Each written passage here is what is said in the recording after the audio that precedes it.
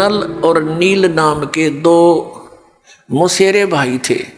दोनों कुछ असाध्य रोग से ग्रस्त थे। एक दिन परमेश्वर मुनिंद्र नाम में आए हुए वो परमात्मा सत्संग कर रहे थे। नल और नील भी वहां जाकर बैठ गए, सत्संग सुना। जो ही वो जब परमात्मा के पास आए, आशीर्वाद और दीक्षा तो कहते बाद में देखेंगे, पहले प्रणाम कर लेते हैं। तो जो ही वो प्रणाम करने आए परमात्मा के पास, उन दोनों के सिर पे आशीर्वाद भरा हाथ रखा, दोनों स्वस्थ हो गए। एक दूसरे को देख रहे हैं कि हम ये क्या हो गया, जैसे शरीर से 100 मन वजन उठा दिया हो। दोनों चरणों में गिर गए, फूट फूट कर रोते रहे। कहने लगे महाराज मैं उपदेश दे दो, हम आपके दास है। दोनों को दीक्षा दे दी, भक्ति करो बेटा, ये मंत्र जाप करो। करते रहे। उस दिन से वो बहुत सत्संग में सेवा करने लगे। बूढ़े बुजुर्गों के कपड़े, रोगियों के, अपाहिजों के कपड़े ले जावें, लाओ जी मैं धो लाऊंगा। उनके कपड़े धोवें, बर्तन साफ करें, उनको आराम से बैठावें, नवावें। यानी इस तरह वो सेवा करने लगे, जो परमात्मा मुनिंद्र जी के आश्रम में जो आया करते थे। लेकिन वो फिर भी एक सीधे साधे थे, भोले से दिमाग के थे। वो क्या करते, सत्संग में जो चर्चा होती, ज्ञान सुनते भगवान के मुख से, तो कपड़े धोने जाते या बर्तन साफ करने जाते। दरिया के किनारे सत्संग होया करते थे, आश्रम होते थे ऋषियों के। तो वो क्या करते, दरिया के जल में किनारे पर कपड़ों को पानी में भिगो देते कि कुछ देर इनका मैल गल जावे, फिर धोएंगे। इसी प्रकार बर्तनों को, और बैठ के किनारे पर वृक्ष के नीचे सत्संग सुनी हुई बातों पर दोनों चर्चा करते थे। तो ऐसे जब वो बातें कर रहे होते हैं तो एक आधा कपड़ा उस झालों में बह जाता था, उनको पता नहीं लगता। जब वो जाकर धोकर सुखा देते उनके कपड़े, तो वो फिर उठाते अपने अपने कपड़े। कोई कहता जी मेरा तो धोती नहीं मिली, कोई कहता मेरा कुर्ता गुम हो गया। वो कहते भाई हम तो जितने ले गए थे उतने ले आए हैं, हमें तो मालूम नहीं। इसी प्रकार बर्तनों में भी कोई एक आध बर्तन, किसी की गिलास, किसी की थाली प्रतिदिन गुम हो जाती थी। और फिर उनसे प्रार्थना की, भाई देखो मुश्किल से तो हम एक गिलास लाए थे, इतनी दूर से कहाँ कैसे लाएंगे। भाई इससे अच्छा तो तुम ऐसा करो, हमारी सेवा मत करो, हम खुद कर लेंगे। हमें तो बहुत अभाव हो गया इन वस्तुओं का, अब कहाँ से लाए जा करके। तो वो कहने लगे भाई आगे ध्यान रखेंगे, हम बहुत ध्यान रखेंगे। तो अन्य जो और सेवादार होते थे वो बताते थे कि ये भोले भाले व्यक्ति हैं, उन कपड़ों को बर्तनों को भिगोकर पानी में बैठ जाते, एक तरफ भगवान की चर्चा करते रहते हैं, इनको पता ही नहीं लगता वो पानी में बह जाते हैं। कहने का भाव ये शिकायत गुरु जी के पास पहुंच गई, मुनिंद्र जी के पास। अब उनको चिंता होगी कि महाराज जी के पास बात गई और अब ये हमारी सेवा छीन लेंगे। अब सेवा छीननी गई तो भगवान रुष्ट हुए हमारे से। गुरु जी रुष्ट हो गए तो हम पर तापत्तियां फिर आ जाएंगी। वो इस भय से करबद्ध होकर के वहां गए, गुरु जी ने बुलाए। परमात्मा ने कहा बेटा ये बहुत परेशान हो गए हैं, आपकी नीयत अच्छी है भगवान भक्ति सेवा करने की, लेकिन इनको प्रॉब्लम घनी हो जाती है, तुम सेवा रहने दो बेटा, कोई और सेवा कर लो। वो चरणों में गिर गए, बुरी तरह रोने लग गए, हे परमात्मा हमारी सेवा ना छीनो, हे भगवान आगे हम बहुत ध्यान रखेंगे। तो भक्त कहते जी इन कई बार कह लिए बात, तो ये फिर जाते भूल जाते, इनके बस की बात नहीं। अब परमात्मा ने देखा कि इनकी श्रद्धा टूट है, इनका दिल टूट जाएगा, ये महादुखी हो जाएंगे। तो परमात्मा कबीर मुनिंद्र जी ने, परमेश्वर जी ने आशीर्वाद दे दिया बेटा आज से तुम्हारे हाथों से कोई वस्तु जल में डूबे नहीं की, वो वहीं जहां रखोगे वहीं रहेगी, इधर टस मस्या नहीं होगी, तुम नहीं छेड़ोगे इतने। अब इस वर्क को पाकर वो बड़े खुशी हुए, जाकर देखा वो कपड़े धर दिए, भिगो दिए, जहां रखे थे वही रहे। थाली बेले काशी के होते थे वो रख दिए, काशी तो वैसे डूब जाती है, काशी भर के पानी तो बेला, और उस पर दरिया पर रख देते थे, जो का तो रहता था। फिर एक आध कहने लगा पत्थर तो उठा कर रख के देख लो। वो एक आधी कंकर पत्थर उठा कर रखी, वो जहां रख दिया उस जल के ऊपर एज इट इज स्थिर रहने लगे। तो ये उन भक्तों की तो प्रॉब्लम हल होगी जिनके बर्तन और कपड़े गुम होया करते। तो इस प्रकार नल और नील को ये आशीर्वाद परमेश्वर मुनिंदर जी द्वारा दिया गया था।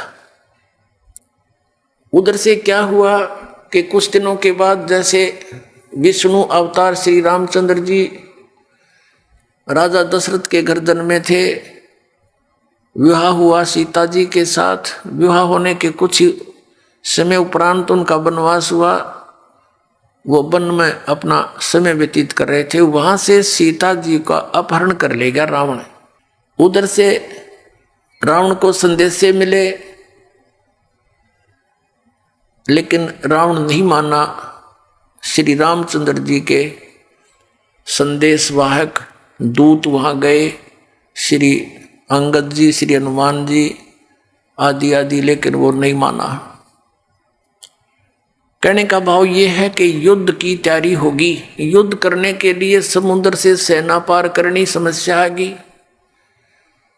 अब समुद्र के ऊपर का जावे कैसे? तो कहते हैं उनके इतिहास में लिखा है जीवनी में कि 3 दिन तक श्री रामचंद्र जी ने घुटनों जल में खड़ा होकर समुद्र के अंदर और प्रार्थना की थी कि हे जल्दी हे समुद्र राज मुझे रास्ता दे दे, मैं बहुत आपत्ति में हूँ, मेरी पत्नी को ऐसे ऐसे रावण ने उठा लिया है, सेना पार करनी है, उस राक्षस को मारना है और उस देवी को छुड़वाना है। लेकिन समुद्र नहीं माना। अंत में कहते श्री रामचंद्र जी ने लक्ष्मण से कहा कि मेरा अग्निबाण दे, लातों के भूत बातों से नहीं मानते।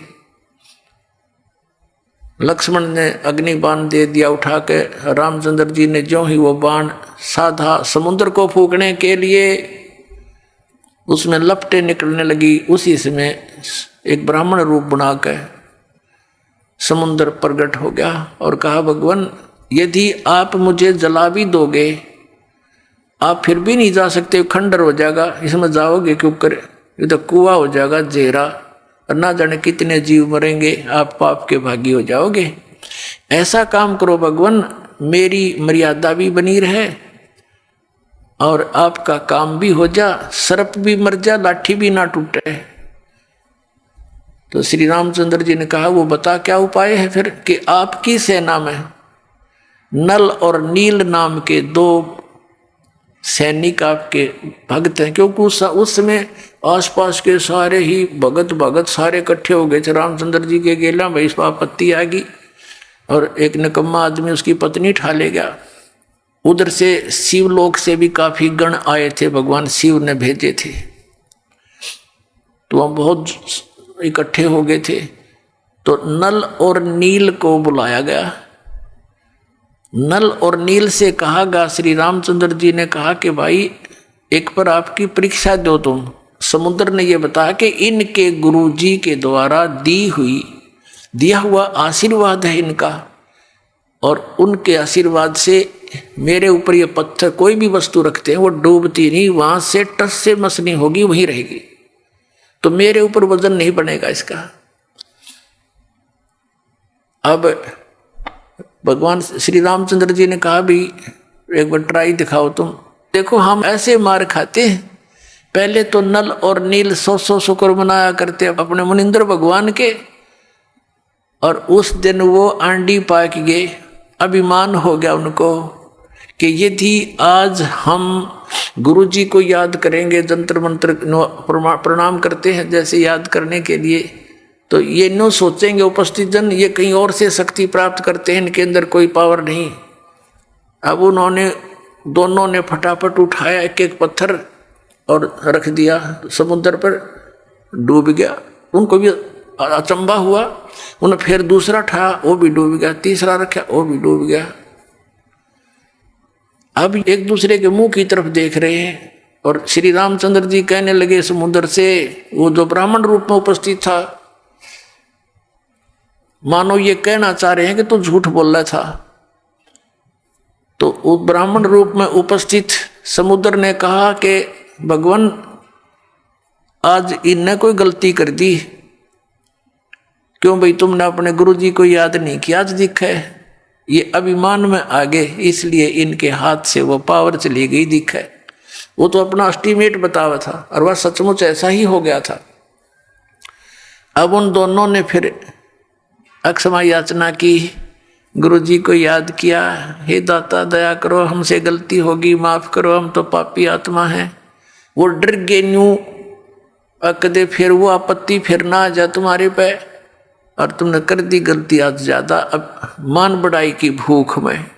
तो पुण्यात्माओं परमात्मा हमें आगाह करते हैं कि यदि तुम ऐसे मर्यादा तोड़ दोगे भक्ति आपकी नष्ट हो जाएगी। जैसे माता गर्भ को रखे यतन बनाए और ठेस लगे तो छन होए, ऐसे भक्ति जावे। जैसे किसी बहन को माता को बहुत वर्षों के बाद कोई गर्भ रहा हो, फिर वो कितनी चिंतित होती है उस बालक को परिपूर्ण करने के लिए, कहीं ऊंचे नीचे में पैर न रखा जा, चलते समय भी बहुत सावधानी बरतती है, और रात के समय करवट बदलते समय भी वो बहुत चिंतित रहती है, कहीं मेरे बालक पर जोर ना आ गया, एकदम उधड़क के पड़ती है और देखती है दर्द पीड़ा तो नहीं होगी मुझे। तो कहते हैं जैसे माता गर्भ को रखे यतन बना और ठेस लगे तो क्षीण होए, तेरी ऐसे भक्ति नसावे, तो उनकी भक्ति नस की खत्म होगी।